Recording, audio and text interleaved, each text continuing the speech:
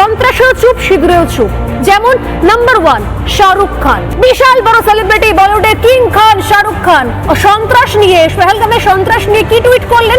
তিনি নিন্দে করছেন, তিনি হতবাক হয়ে গেছেন, তিনি প্রত্যেকের আত্মার শান্তি কামনা করছেন, কিন্তু একবারও টুইটে পাকিস্তানের নাম বললেন না। এই যে বেছে বেছে ইসলামিক টেরর, এই ওয়ার্ড তিনি উচ্চারণ করলেন না। সালমান খান সংঘর্ষ বিরতি নিয়ে টুইট করলেন, সিজফায়ার নিয়ে টুইট করলেন, করে সেটা ডিলিটও করে দিলেন। মুখে সেলোটেপ, সালমান খানের কোনো ভাষা নেই, কথা নেই।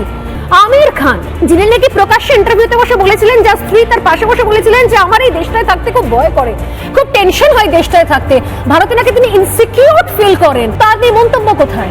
সাইফ আলী খান, কোনো মন্তব্য নেই। এই সাইফ আলী খান ওয়াকফ বিরোধী বিল নিয়ে চুপ, কারণ এই সাইফ আলী খানের পারিবারিক প্রপার্টি ওয়াকফ হওয়া সত্ত্বেও তারা দীর্ঘদিন ধরে ভোগ করে গেছেন। আপনারা জানেন তা নিয়ে লম্বা কেস চলেছে।